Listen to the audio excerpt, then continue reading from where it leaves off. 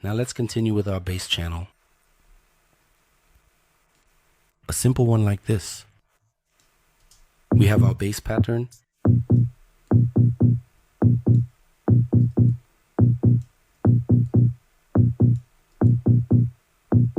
It's simple, clear.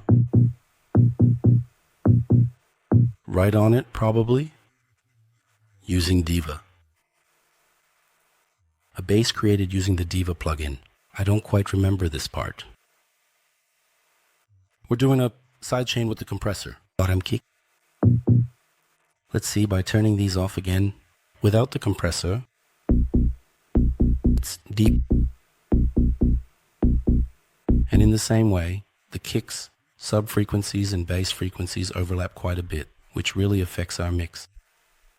Since there's a problem and something that will drag it down. First, we've done the classic sidechain process to get rid of those initial attacks. Sidechain on. Sidechain off. It's already a lot here.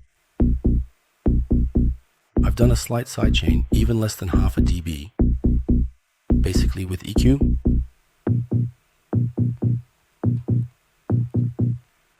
Pure frequencies have been added. Here, at this 100 Hz, bring out the second harmonic. I've tried to bring it to the forefront. We can see that here with spin. Like this.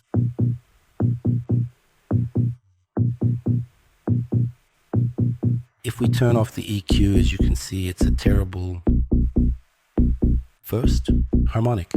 And there's a high amount of sub. We didn't want to use these. Let's even compare it with kick again. Let's compare. It will be clearer. Yes, right now there's more of a battle with the sub. Let's bring in the two videos. As you can see, the kick has come out super well. The bass is the same way. Our concern has started to be heard. The second frequencies of the basses, especially to bring it out here. It's actually a gain that can be considered high. So I've done it, I've turned up the volume. The main reason I'm doing this is mostly because it is music that is listened to through speakers, such as a mobile phone or a laptop at work. Since it's not possible to convey these pure frequencies on such devices, it pays special attention to highlighting these second harmonics related to the bass. I'm doing it, so especially aside from cars, if you look at it right now, a nice way to listen to music. There are no devices and mechanisms.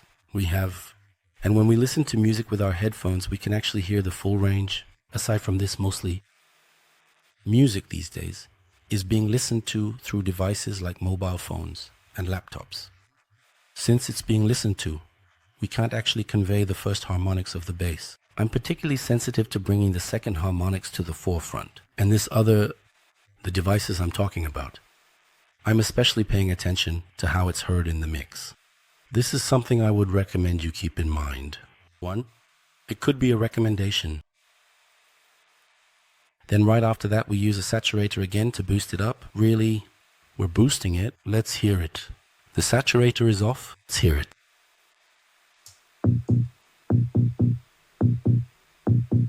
Let's turn on the saturator.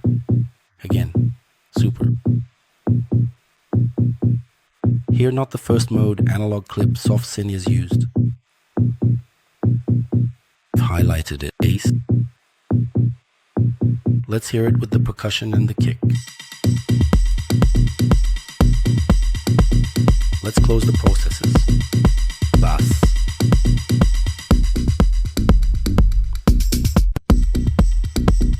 As you see, pure frequencies, bass frequencies are horrible, intense. A terrifying collision. We've shifted the entire balance in the mix to that side, and we've lost clarity. Again, let's bring the melody in. Nice.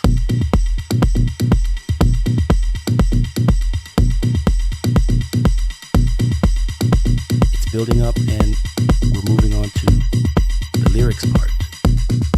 Here it is. Our team percussion has arrived.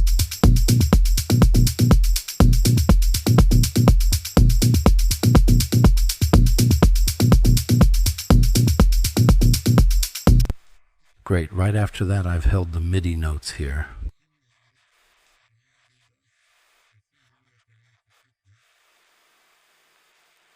I do this quite often because the sound I choose is one that I like at first.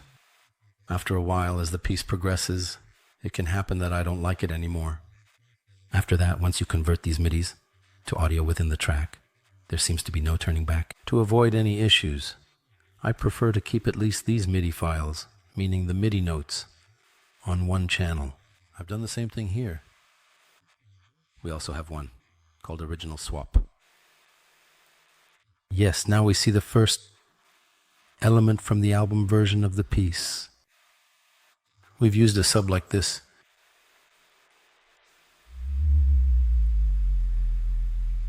A nice 808 sound does a sweep like this. Great. This piece, in the transition sections, that is, from the drop to the verse. In the middle part of the verse, I've used this like an effect. Apart from this, there is no need to use a handle, because there's already enough in the kick. Again, within the arrangement of the piece, and also in the drop section, I've placed the same effect.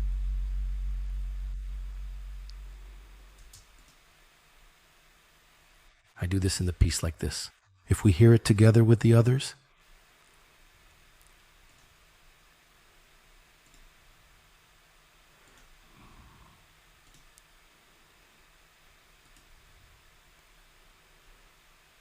for example, in the intro part of the piece,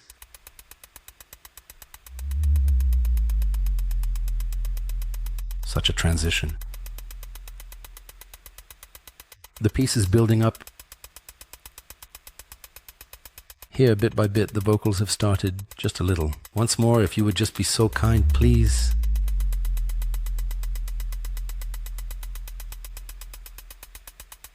In the breakdown of the piece, as the piece rises towards the drop.